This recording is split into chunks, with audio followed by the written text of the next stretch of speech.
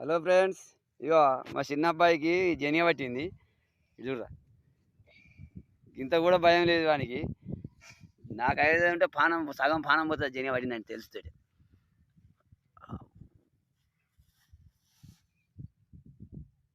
అబ్బో,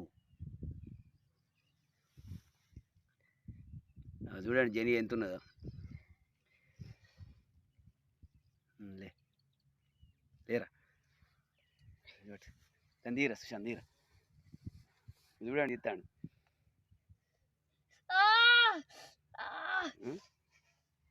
ఏదిరా